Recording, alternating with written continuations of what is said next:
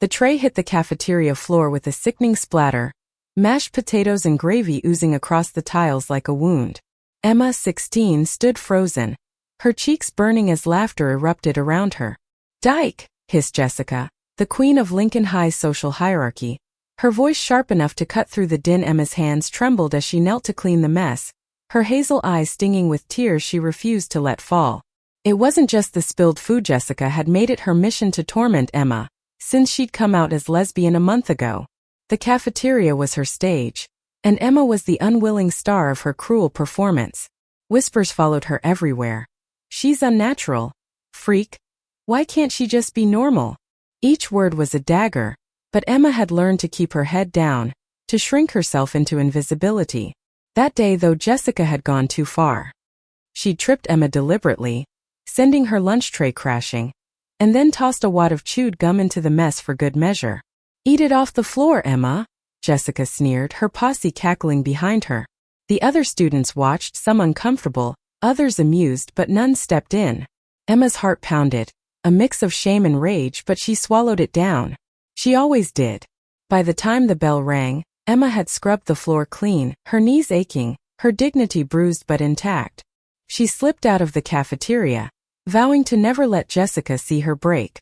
That vow became her armor, her quiet rebellion against a world that seemed determined to hate her for who she was. Years later, Emma would look back on that moment as the spark that forged her strength. But in 2013, she was just a girl trying to survive high school in a small Ohio town. Her only refuge was the art room, where she could lose herself in sketches of landscapes that felt freer than her own life. There she met Lily. Lily was new to Lincoln High, a transfer student from Chicago with a sharp wit and a leather jacket that screamed defiance. At 17, she carried herself like she'd already seen the world and decided it could kiss her ass. Her green eyes sparkled with mischief, but there was a softness beneath them, a warmth that drew Emma in like a moth to a flame. It started with a shared table in art class. Emma was sketching a forest when Lily leaned over, her short black hair brushing her cheek. "You're good," she said simply, her voice low and genuine. Emma blushed, unused to compliments. "Thanks," she mumbled, expecting Lily to move on. But Lily stayed, asking questions, sharing her own drawings, bold, abstract swirls that felt like they could swallow you whole. They became friends, then something more. Stolen glances turned into late-night texts, then secret meetings by the lake outside town. Under the stars, Emma felt safe for the first time, her hand brushing Lily's as they talked about everything: dreams, fears, the way the world seemed to judge them before they could even speak. Lily was unapologetic, fierce in her love for Emma, and it gave Emma courage she didn't know she had. But Lincoln High wasn't kind to girls like them. Rumors spread like wildfire, and Jessica was the one holding the match. One day, Emma found her locker defaced with slurs, the word lesbian, scrawled in red marker like an accusation. Lily wanted to confront Jessica, her fists clenched, but Emma held her back. "It's not worth it," she whispered, though her voice shook. She didn't want Lily to get hurt, not when they just found each other. The bullying only got worse. Jessica's taunts grew bolder, her friends egging her on. Emma and Lily learned to navigate the halls like a minefield, avoiding certain corners, eating lunch in the art room instead of the cafeteria. But the weight of it all pressed down on Emma, making her question if love was worth this pain. One night by the lake, Lily took Emma's hand and pressed it to her chest. "I'm not going anywhere," she said, her voice fierce. "They can hate us all they want, but they don't get to define us." Emma wanted to believe her, but fear clung to her like damp clothes. She didn't know then that Lily's words would become her lifeline, or that the worst was yet to come. By spring, the tension at school was unbearable. Jessica had started a campaign to ostracize them completely, spreading lies that turned even neutral classmates against them. Emma's grades slipped. Her parents, unaware of the full extent of her pain, chalked it up to teenage moodiness. Only Lily saw the truth: the way Emma's smile had dimmed, the way her sketches had turned darker, all jagged lines and stormy skies. Then came the day that broke her. It was a Friday, the cafeteria packed as usual. Emma and Lily sat at a corner table, trying to be invisible. Jessica sauntered over, her tray in hand, and dumped a plate of spaghetti directly onto Emma's lap. The sauce stained her jeans, hot and humiliating, as the room erupted in laughter. "Oops," Jessica said with a smirk. "Guess you're used to messy things, huh?" Emma froze, her breath catching. Lily stood, her chair scraping loudly, but before she could act, Emma grabbed her wrist. "Don't," she whispered, her voice breaking. She stood, sauce dripping down her legs, and walked out, head high despite the tears burning her eyes. She didn't go back to school that day. That night, alone in her room, Emma cried until her chest ached. She thought of quitting school, of running away, of being someone else entirely. But then Lily climbed through her window, her face fierce with love and fury. "We're stronger than them," she said, pulling Emma into her arms. "We'll get through this. Together." And they did, though it wasn't easy. They graduated, left Ohio behind, and moved to Chicago, where they could be themselves without fear. Emma studied art, Lily pursued music, and they built a life together, brick by brick. But the scars of high school lingered, especially for Emma, who sometimes woke from nightmares of laughter and spilled trays. Years passed and Emma found her calling running a small community kitchen in Chicago, serving free meals to those in need. It was her way of giving back, of turning pain into purpose. Lily supported her, playing gigs at local bars and filling their tiny apartment with music. They were happy, but the past was never far away. One day, a boy walked into the kitchen, scrawny, maybe 12, with eyes that reminded Emma of someone she tried to forget. He was hungry, his clothes worn thin, and Emma fed him without question, just as she did for everyone. But when he mentioned his mother's name, Jessica's heart stopped. The boy's name was Ethan, and he came back to the community kitchen the next day, and the day after that. Emma watched him from behind the counter, her hand steady as she ladled soup, but her mind was a storm. Jessica's son. The irony was sharp, like a blade she hadn't seen coming. She didn't tell Lily at first, unsure how to unpack the collision of past and present. Ethan was quiet, polite in a way that felt practiced, as if he'd learned to make himself small to avoid trouble. He always thanked Emma, his voice soft, and ate quickly, like he wasn't sure the food would last. Emma noticed the holes in his sneakers, the way his jacket hung loose on his thin frame. She wondered what kind of life he was living, what kind of mother Jessica had become. One evening after the kitchen had closed, Emma sat with Lily on their couch, the city's hum filtering through their open window. She told her about Ethan, her voice low, as if saying it too loudly might make it more real. Lily's eyes narrowed, her jaw tight. "Jessica's kid? Are you kidding me?" She leaned forward, her hands restless. "What are you gonna do?" Emma didn't know. Part of her wanted to turn away, to let the past stay buried. But another part, the part that had spent years healing, building something good out of pain, couldn't ignore Ethan's hungry eyes. "He's just a kid," she said finally. "He's not her." Lily softened, reaching for Emma's hand. "You're too good, you know that," she said, her voice a mix of pride and worry. "Just be careful. Don't let her hurt you again." Emma nodded, but the truth was she was already caught in the pull of it. The next day when Ethan showed up, she slipped an extra sandwich into his bag, along with a pair of gloves she'd bought on her lunch break. He looked at her, surprised, and mumbled a thank you before scurrying off. Emma watched him go, her heart heavy with questions she wasn't ready to ask. Over the weeks, Ethan became a regular. He started talking more, sharing bits of his life in shy fragments. His mom worked long hours at a diner, he said. They didn't have much, and sometimes the fridge was empty. He never mentioned his father, and Emma didn't pry. She kept her interactions kind but professional, though each time she saw him, she saw Jessica's face, those sharp cheekbones, that cold smile. One night, Emma stayed late at the kitchen, prepping meals for the next day.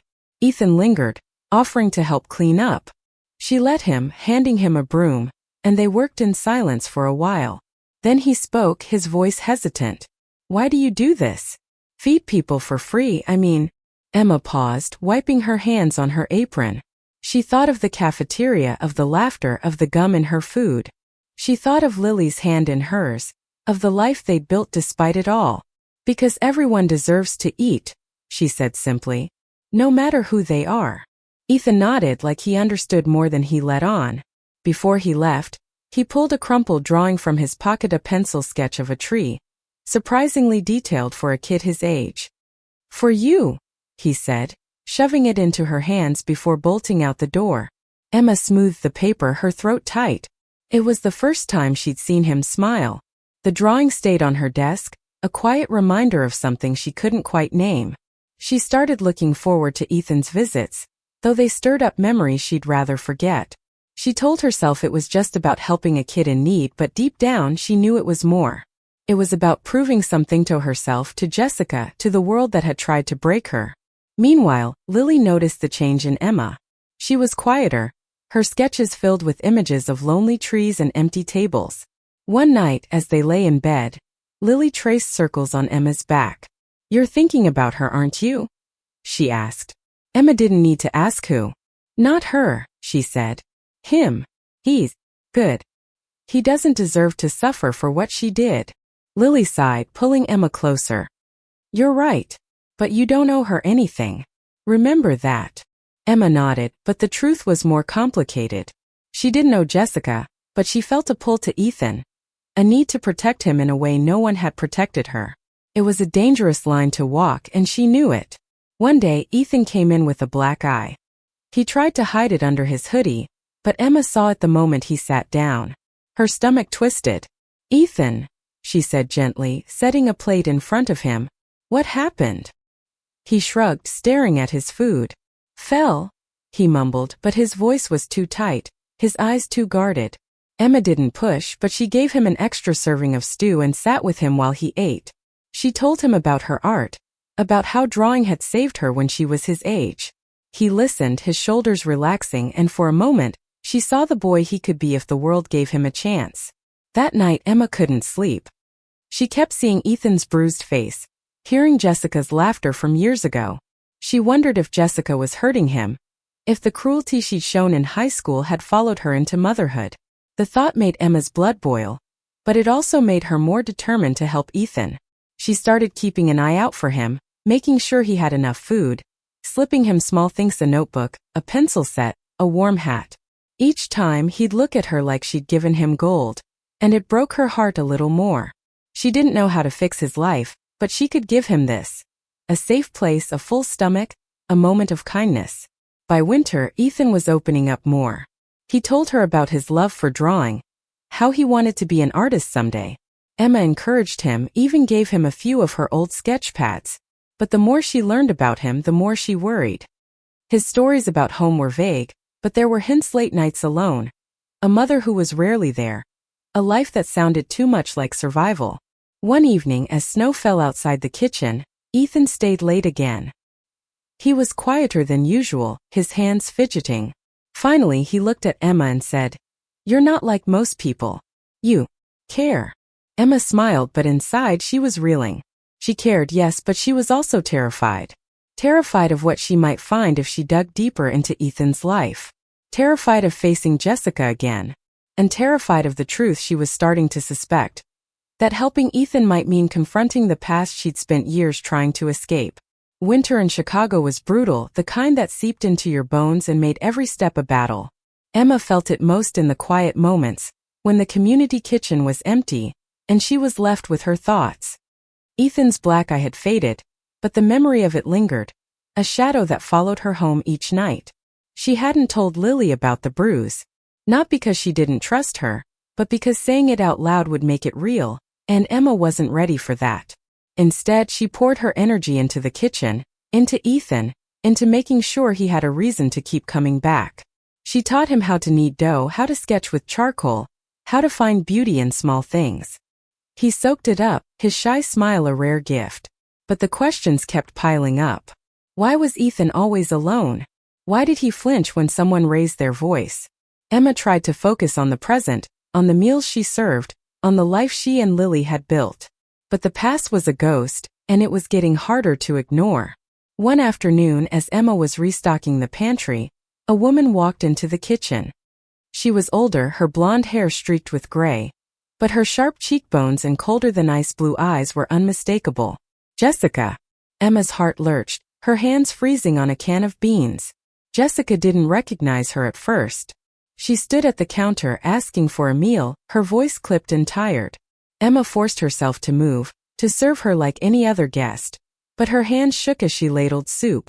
Jessica's eyes flicked over her, then narrowed. "Wait," she said, her voice low. "Emma? Emma Carter." Emma nodded, her throat tight. "Yeah, it's me." Jessica's face shifted surprise. Then something harder to read. Shame maybe, or defiance. "Didn't expect to see you here," she said, her tone guarded. "You run this place." Emma nodded again, unsure what to say. The air between them was thick with history, with words unsaid and wounds unhealed.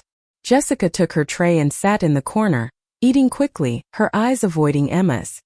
Ethan wasn't with her, and Emma didn't ask why.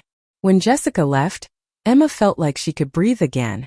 But the encounter left her rattled. That night, she told Lily everything: Jessica's sudden appearance, the way it had unearthed memories she'd buried deep. Lily listened, her jaw tight, her hand gripping Emma's. "She doesn't get to waltz in here and act like nothing happened," Lily said, her voice sharp. "You don't owe her a damn thing." "I know," Emma said, but her voice was unsteady. She wasn't sure what she felt: anger, pity, or something in between. Jessica had looked worn down, like life had chipped away at her sharpness. But Emma couldn't forget the girl who'd made her life hell, who'd laughed as sauce dripped down her jeans. The next day, Ethan came in alone, his sketchpad tucked under his arm. Emma watched him closely, searching for signs of Jessica's influence, but all she saw was a kid trying to make sense of a hard world. She sat with him, helping him refine a drawing of a city skyline. "You're getting good at this," she said, and he beamed, his eyes bright with pride. As he left, Emma made a decision. She couldn't keep pretending this was just about food. She needed to know more about Ethan's life, about what was happening at home. She started asking gentle questions, piecing together fragments from his stories. His mom worked late, he said. Sometimes she didn't come home at all. He spent a lot of time alone, drawing or wandering the neighborhood. Emma's worry grew, but so did her resolve. She started researching resources: local shelters, social services, anything that could help if Ethan was in trouble. She didn't want to overstep, but she couldn't ignore the signs. She remembered what it was like to feel alone, to feel like no one cared. She wouldn't let Ethan feel that way. One evening, as she locked up the kitchen, Jessica appeared again. This time she was agitated, her hands fidgeting with a cigarette she didn't light. "You've been talking to my kid," she said, her voice accusatory. "Giving him stuff. Why?" Emma stood her ground, her heart racing. "He's hungry," she said simply. "I feed people. That's what I do." Jessica's eyes flickered with something: guilt, maybe, or resentment. "He's fine," she snapped. "I take care of him." Emma wanted to say 1,000 things, to throw every hurt back in Jessica's face. But she thought of Ethan, of his drawings, of his quiet trust in her. "If you ever need help," she said instead, "the kitchen's here. For both of you." Jessica stared at her, then turned and walked away without a word. Emma watched her go, her chest tight with a mix of anger and hope. She didn't know if Jessica would ever change, but she knew she couldn't stop trying to help Ethan. That night, she and Lily talked until dawn. Lily was skeptical, worried that Jessica would take advantage of Emma's kindness. But Emma couldn't shake the feeling that this was bigger than her, bigger than the past. It was about breaking a cycle, about showing Ethan that the world could be kind, even when it felt cruel. By spring, Ethan was spending more time at the kitchen, helping with small tasks and showing Emma his latest sketches. He was talented, his lines bold and expressive, and Emma encouraged him to dream big. She even talked to a friend who ran an art program for kids, hoping to get Ethan enrolled. But the tension with Jessica lingered. She came to the kitchen sporadically, always alone, always guarded. Emma kept her distance, but she couldn't help wondering what had happened to the girl who'd once ruled Lincoln High. Life had a way of humbling people, she knew, but she wasn't sure Jessica was ready to be humbled. One day, Ethan didn't show up. Emma waited, her stomach twisting with worry. When he didn't come the next day either, she knew something was wrong. She tracked down the address he'd mentioned once, a rundown apartment building on the edge of the city. She stood outside, debating whether to knock, her heart pounding with the weight of the past and the uncertainty of the present. Emma stood in front of the apartment building, the peeling paint and cracked windows a stark contrast to the vibrant life she'd built with Lily. Her breath fogged in the chilly March air, her hands clenched in her coat pockets. She hadn't told Lily she was coming here. She knew Lily would try to stop her, would say it was too risky, too close to the past. But Ethan hadn't shown up at the kitchen in 3 days, and Emma couldn't shake the image of his black eye, the way he'd flinched at loud noises. She knocked, her heart hammering. The door creaked open and Jessica stood there, looking older than her years, her face lined with exhaustion.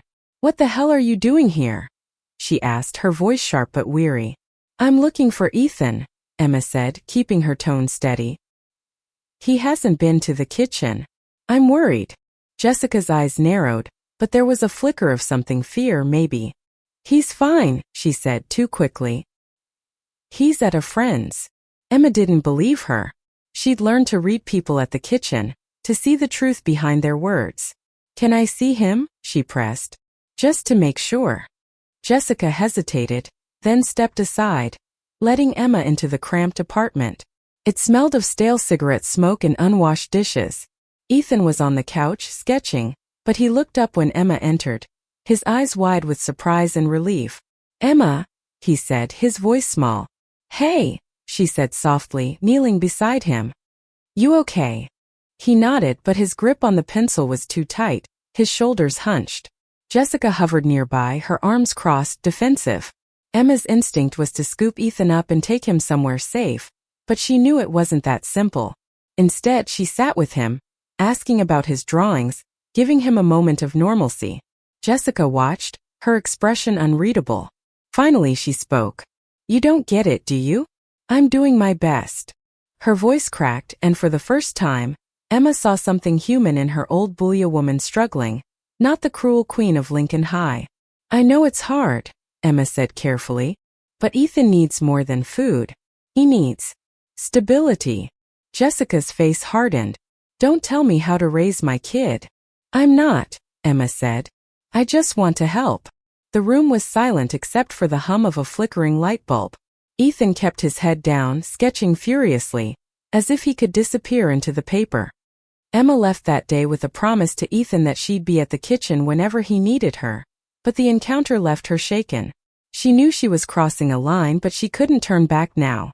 Back home, Lily was furious when Emma told her what she'd done. "You went to her place?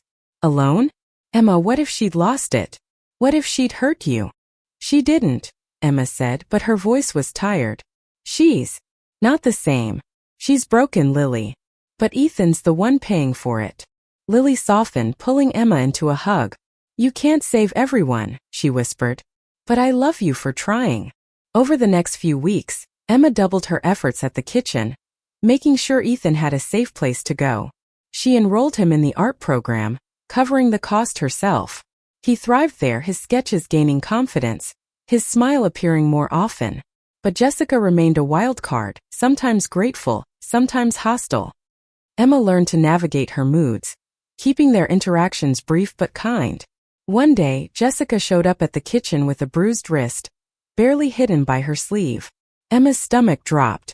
She didn't ask questions, she knew better, but she gave Jessica a card for a local women's shelter, slipping it into her hand with a quiet, "just in case." Jessica took it without a word, her eyes distant. Ethan started talking about his mom, more small confessions that painted a grim picture. She was stressed, he said. She yelled a lot, sometimes worse. Emma listened, her heart breaking, but she knew she had to tread carefully. She contacted a social worker she trusted, asking for advice on how to help without overstepping. Meanwhile, her life with Lily was a steady anchor. They celebrated small victories: Lily's first paid gig at a bigger venue, Emma's kitchen getting a grant to expand. But the situation with Ethan weighed on Emma, pulling her back to the pain of her own past. She started sketching again, late at night, her drawings filled with images of broken trays and open hands. One evening, Ethan showed up at the kitchen with a backpack, his face pale. "I can't go home," he said, his voice barely a whisper. Emma's heart stopped. She sat him down, gave him hot chocolate, and listened as he told her about a fight, Jessica screaming, something breaking, him running out the door. Emma called the social worker, who arranged for Ethan to stay with a foster family for the night. She stayed with him until they arrived, her hand on his shoulder, promising she'd be there no matter what. When he left, she sat in the empty kitchen and cried. Not for herself, but for a boy caught in a storm he didn't create. The next day, Jessica stormed into the kitchen, her eyes wild. "You took my kid!" she shouted, drawing stares from the volunteers. Emma stayed calm though her pulse raced. "I didn't take him," she said. "He was scared. I got him help." Jessica's anger crumbled, replaced by something raw, grief maybe, or shame.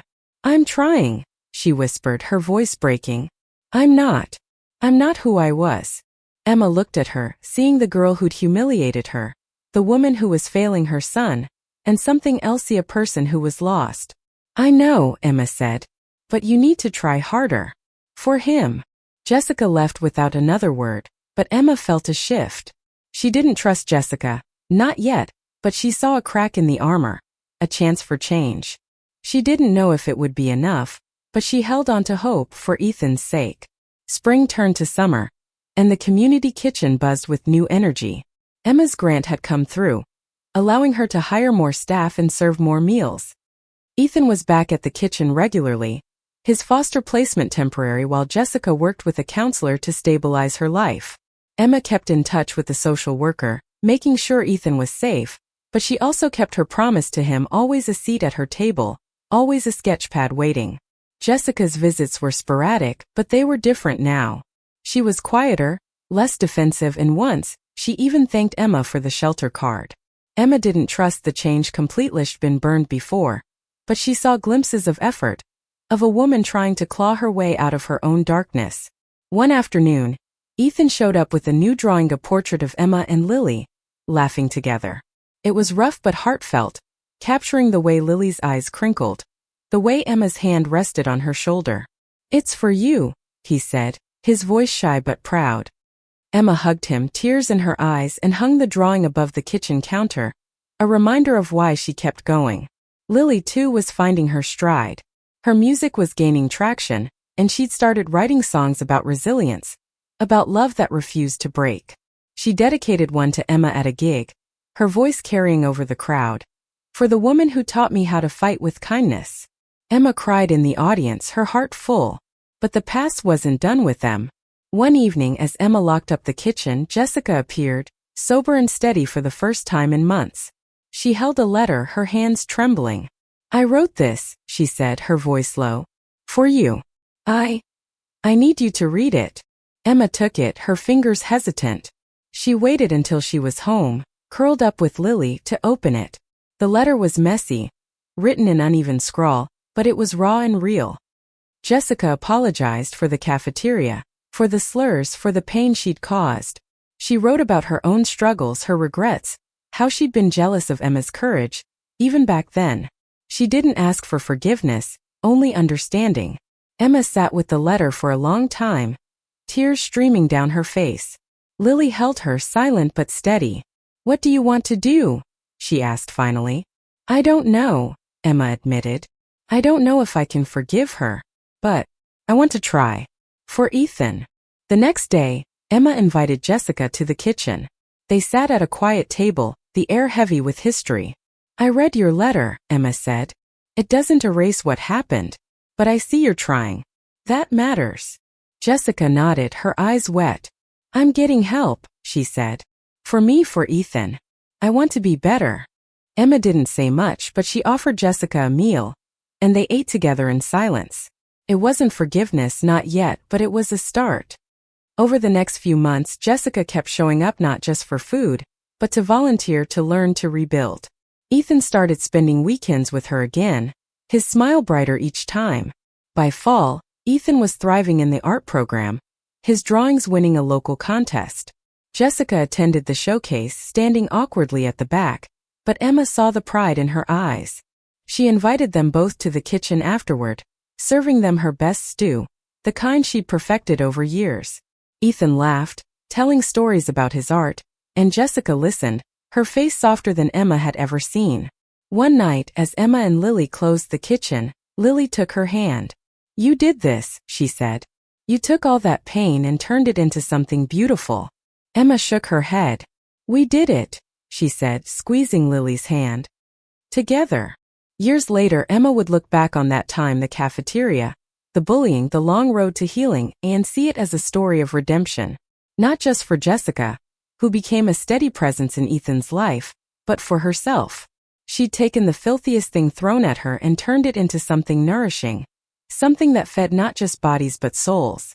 Ethan grew up, his art taking him to places Emma had only dreamed of. He never forgot the kitchen, or the woman who'd seen him when no one else did. And Emma, with Lily by her side, kept serving, kept loving, kept proving that kindness could heal even the deepest wounds. In the end, the cafeteria wasn't the story. It was the spark, the pain that pushed Emma to become more than her past. She fed her bully's son for free, not out of pity, but out of a belief that everyone deserved a chance to start over. And in doing so, she found her own freedom. Thank you for listening. Like and subscribe to get notifications about next videos.